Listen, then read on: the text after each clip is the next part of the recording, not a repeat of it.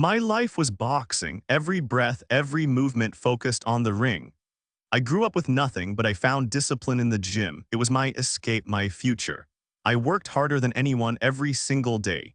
Coach Thorne saw something in me. He became more than a coach. He was family. He promised to guide me to the world title, a promise I believed with all my heart. His word was gold to me. I trusted him completely. The championship fight was finally here. I felt strong, sharper than ever before. My body was a finely tuned machine. My mind was clear, focused on victory. This was the pinnacle, the culmination of everything.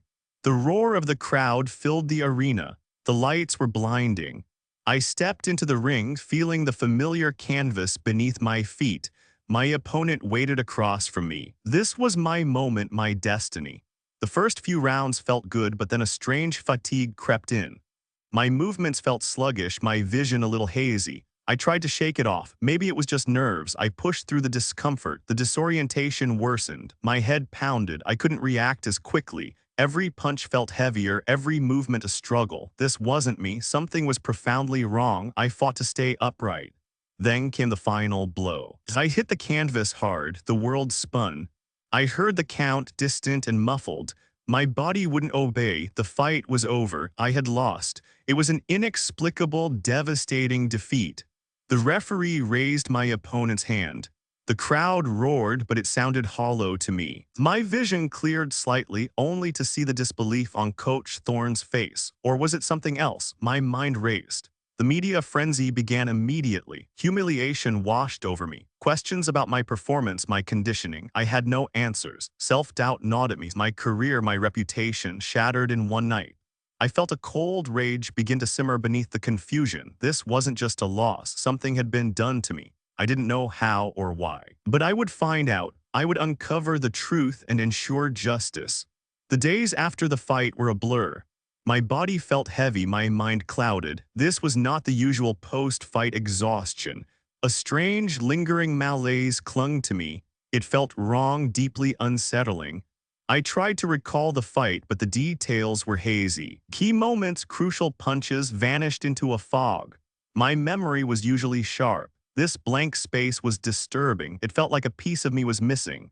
Coach Thorne visited, but his usual warmth was gone. He seemed distant, his eyes avoiding mine. When I tried to discuss the fight, he quickly changed the subject. His behavior was uncharacteristic. I pressed him for specifics about my performance. Thorne offered vague answers, focusing on generalities. He seemed uncomfortable, almost evasive.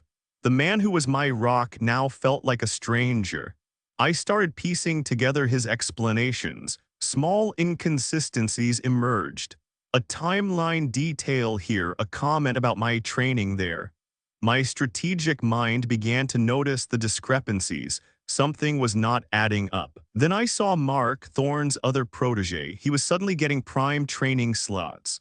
Thorne spent much more time with him. Mark's advancement was too rapid for his skill level. It felt unnatural, almost forced. The idea of Thorne's betrayal was a bitter pill. He was family to me, a father figure. My heart fought against the thought, but the facts, like sharp jabs, kept landing. I could not ignore them. One afternoon, I ran into Frank, an old janitor from the gym. He had been let go by Thorne recently.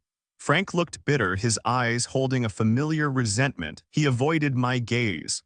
Frank mumbled something about things not being right lately, especially before big fights. He wouldn't elaborate, just shrugged and walked away quickly.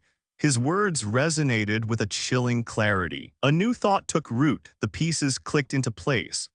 The malaise, Thorne's evasiveness, Mark's sudden rise, Frank's cryptic warning. This was no accident. A cold, hard certainty settled deep within me. I knew then what I had to do. A cold resolve settled over me. I needed to understand every detail leading to the fight.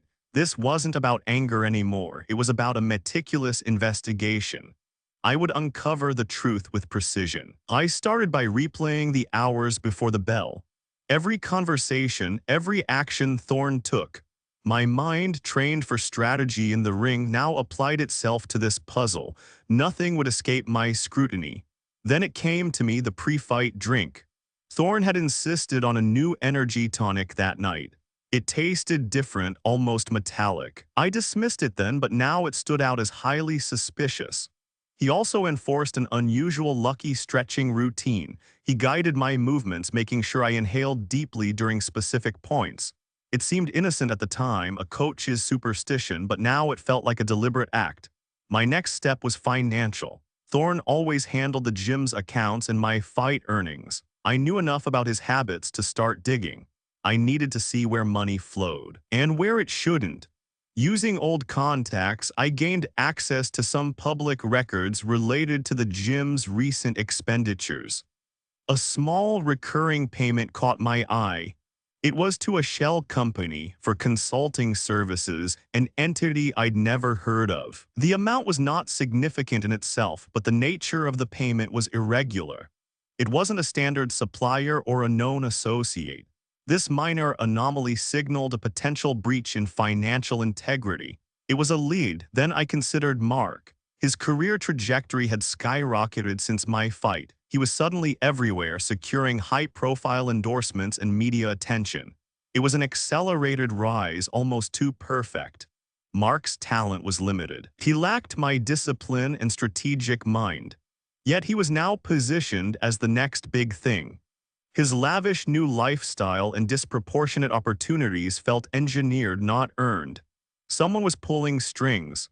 The off-tasting drink, the unusual ritual, the suspicious financial transaction, Mark's sudden meteoric rise. These were not coincidences. They were interconnected pieces of a calculated design.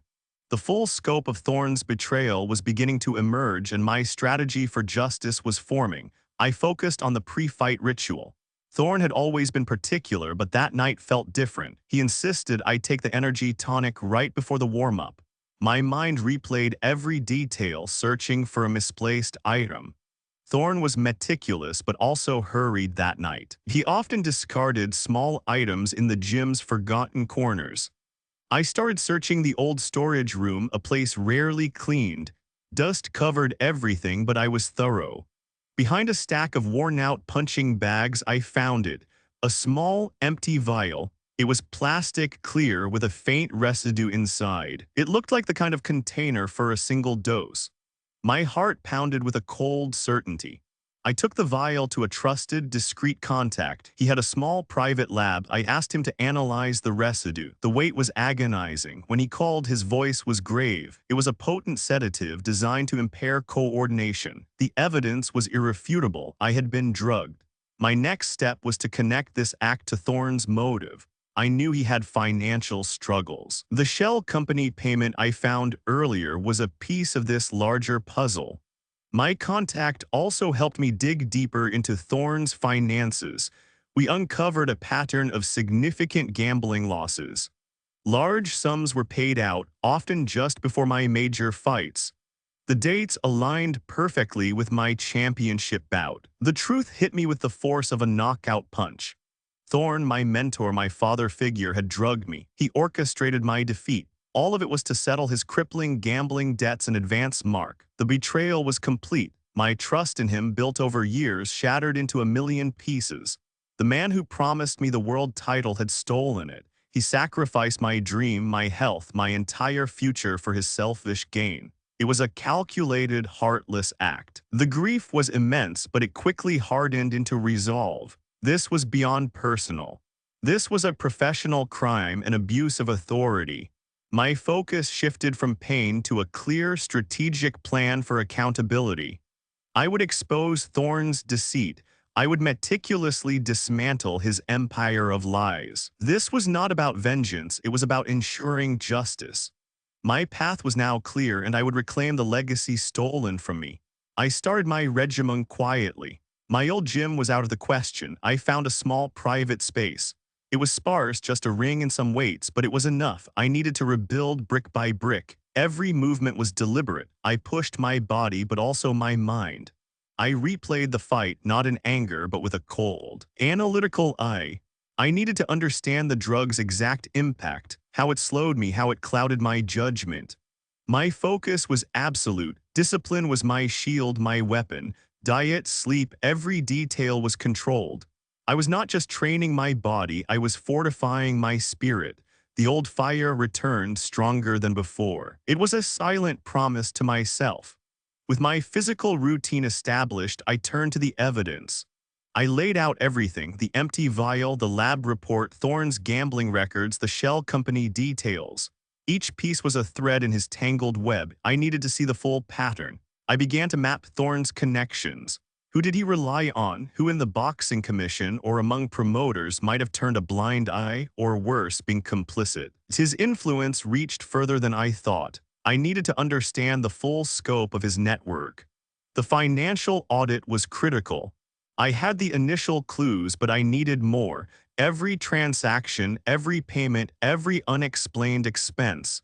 I knew Thorne had been careless. His greed would be his undoing. I would find every hidden account, every illicit transfer. I knew a name: Arthur Vance, a former sports lawyer known for his integrity, a man who had fought against corruption in the past. He was independent, outside the usual circles. He was my best chance for a fair hearing. I needed to reach out carefully.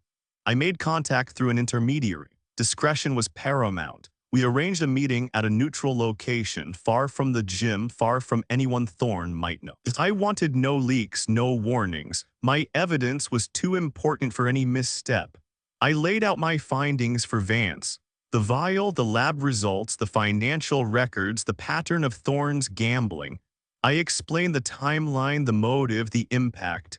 Vance listened, his expression grave. He saw the systematic nature of the betrayal. He understood the gravity. Vance confirmed the strength of my case. He outlined the legal avenues, the professional consequences Thorne would face. My plan was clear: a multi-pronged approach to expose the truth, ensure professional accountability, and dismantle his empire of deceit. Justice was within reach. My desk was covered with documents: the lab report, Thorne's gambling records, the shell company details. Each piece was a puzzle. I needed to arrange them clearly. This was the foundation of my dossier. I cross-referenced gym expenditures with public records. Small, unusual transactions appeared. Payments to unknown vendors, inflated invoices. Thorne's financial oversight was more than just poor, it was deliberate. I recalled how Thorne managed other boxers, his favoritism, his sudden dismissal of Frank. I noted instances of his professional misconduct. He often used his authority to control situations, not guide them. The dossier grew. Each section was carefully crafted: financial irregularities, professional misconduct, the evidence of my drugging. It was a comprehensive account. Every claim needed strong support. I knew a few people on the boxing commission. I sent an anonymous email. It contained a general tip about financial discrepancies within a prominent local gym. No names, just enough to pique interest. Next, I reached out to a few sports journalists. Again, anonymously. I hinted at a story brewing, something about unethical practices in the local boxing scene. I wanted to stir the waters gently. I had friends in the boxing community. I subtly introduced questions about Thorne's recent interviews. His explanations for my loss often changed. I wanted people to notice these inconsistencies on their own. Mark's sudden success was too perfect. I had contacts who followed the betting lines. I quietly shared observations about his disproportionate odds and rapid ascent. Let them connect the dots themselves. The dossier was nearly complete. I reviewed every page, every piece of evidence. It needed to be legally sound, irrefutable. Arthur Vance would appreciate the thoroughness. No loose ends, no room for doubt. I closed the dossier. The weight of it felt heavy in my hands. This was not just a collection of papers, it was the truth. Tomorrow, the formal process would begin. Thorne's empire of deceit was about to crumble. My time for justice had arrived. The dossier lay open before me. Every piece of evidence, every calculated step was outlined. Arthur Vance and I had refined the strategy. Today was the day to set the truth free. My resolve was unwavering. The annual boxing commission gala was the chosen stage. Thorne would be there, receiving an honorary award. Mark, his protege, would also be present, basking in his engineered success. It was the perfect confluence of deceit and opportunity. I arrived with Arthur Vance. My presence was unexpected by many. I carried myself with quiet confidence. No outward signs of the storm I was about to unleash. I'd observed Thorn from a distance. He looked triumphant, oblivious. Thorn took the stage, accepting his accolades with a practiced smile. He spoke of dedication, integrity, and the future of the sport. His words were a bitter mockery of the truth. My moment was drawing near. I felt a cold clarity. As Thorne concluded, Arthur Vance rose. He approached the podium, a briefcase in hand. The room quieted, sensing an unscheduled development. Vance's voice was clear, firm, as he began to speak of a critical matter requiring immediate attention. Vance did not mince words. He spoke of a pattern of professional misconduct and systematic abuse of authority. Gasps rippled through the room. Journalists in the back began to stir, their cameras flashing. The air grew thick with tension. He then presented the dossier. Lab reports, financial audits, detailed timelines. The evidence laid bare Thorne's gambling debts, the drug, the orchestrated defeat, and Mark's manipulated ascent. There was no room for doubt. The facts spoke for themselves. Commission members exchanged grave glances. Promoters looked stunned. The carefully constructed facade of Thorne's empire began to crack. Whispers turned into urgent conversations. The truth was out, and it spread like wildfire. I watched Thorne. His smile had vanished. His face was pale, his eyes wide with a mixture of disbelief and dawning fear. He tried to speak, but no words came. His world was crumbling around him publicly, irrevocably. Before the gala ended, official statements were made. A full investigation by the Boxing Commission was announced. Thorne's assets were frozen. His professional life, built on lies, was now subject to rigorous scrutiny.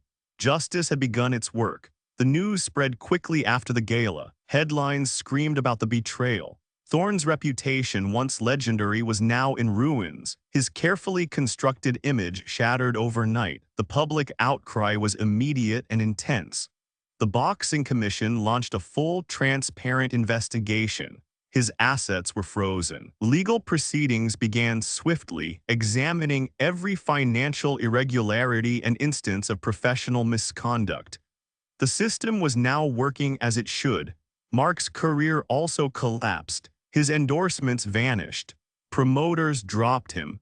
The public saw his success for what it was, a manufactured lie. His association with Thorne tainted him irrevocably. He faced his own professional consequences. My name was publicly cleared. The truth affirmed my integrity. The media, once critical, now spoke of my courage. My legacy as a true champion, though denied a title, was restored. The vindication felt complete. Coach Thorne received a lifetime ban from the sport. The legal consequences for his actions were severe. He faced criminal charges for fraud and the administration of a controlled substance. His empire was dismantled piece by piece. I reflected on the path I had taken. The journey was arduous, filled with pain, but the satisfaction of achieving justice was profound. It was not about anger, but about restoring balance. The truth had prevailed. The boxing community changed. The scandal prompted stricter oversight and ethical guidelines. My actions sparked a movement for clean sports. My voice, once silenced, now resonated with purpose. It was a new era. I embarked on a new chapter. I became an advocate for integrity in sports, a mentor for young athletes. I shared my story not as a victim, but as a testament to resilience. My experiences guided others.